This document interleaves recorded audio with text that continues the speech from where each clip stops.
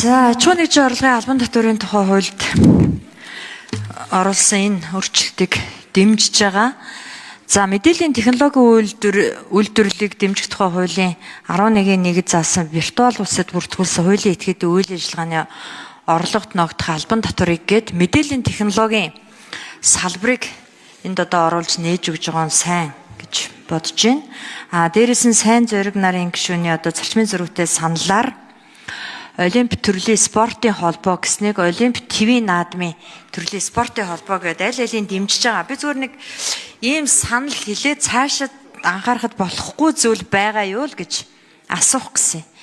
За, усны нөөцийн талаар ус ашиглалтын үр ашигыг нэмэгдүүлэхийн тулд яах ёстой вэ гэхээр одоо усны хэрэглээний хэмнэлтэд технологи нэвтрүүлсэн ус дахин ашиглалт эргэлтийн систем хөгжүүлэх усны алдагдлыг бууруулах гэсэн энэ тал дээр анхаарах хэрэгтэй байгаа аахгүй юу?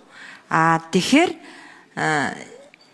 экологийн сэдвийг энэ усны сэдвийг энэ аж ахуйн нэгжийн орлогын албан татварын тухай хуулийн энэ заал зөвлөлтөнд ер нь цаашид оруулах боломж байгаа юу? Байгаль экологи энэ ус гэдэг сэдвийг алдагдчихад амлалт оруулахгүй байгаа юм л.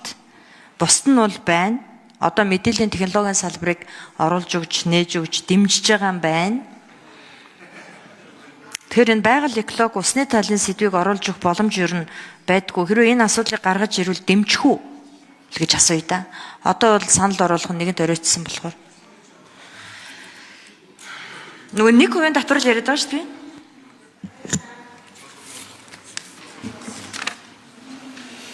За, ажлын хэсэг хариулъя. Эцсийн хэлцэл явж байгаа боломжтой боломжгүй цаашд ямар шийдэл байж болох вэ, тийм ээ? За. Ган гишүүн хариулъя. Ажлын хэсэг ахлагч.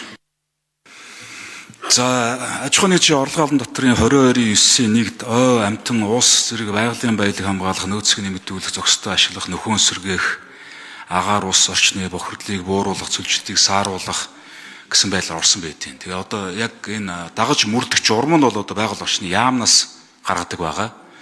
Тэгээ байгаль орчны яамнаас яг тэр таны ярьж байгаа усны тарифтай холбоотой асуудал төр бол журамд оруулах шаардлагатай. Ер нь бол бид нар бол усаа хамгаалах, усны орчноо хамгаалах, тэр байгаль орчны чиглэлээр авах нийгмийн хариуцлагын ажлуудыг бол аль болох сайн дэмжиж өгөх хэрэгтэй.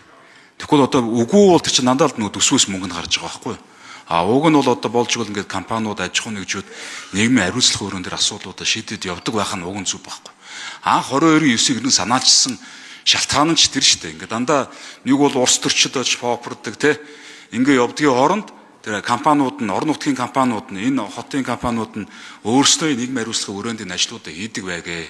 Нутагтаа очиод нутгийнхан дээр байгаль орчны нөхөн сөргөлт хийдэг байг, залуучуудаа дэмждэг байг, сургалтын тэтгэлэг олгог. Энэ санаачлагын хувьд анх бол батлагдсан шүү дээ. Одоо тэгээд хэрэгжил тал дээр бол жоохон анхаарах ёстой. Энэ дэр бол одоо тухайн яамдуудын журмаар зохицуулж байгаа болохоор яамдуудаас гарч байгаа журам дээр бол жоохон анхаарал хандуулах хэрэгтэй. Тэгээ энэ байгаль орчны яамнаас та журмыг аваад үүсгэх хэрэгтэй юм болоо гэж бодож байна.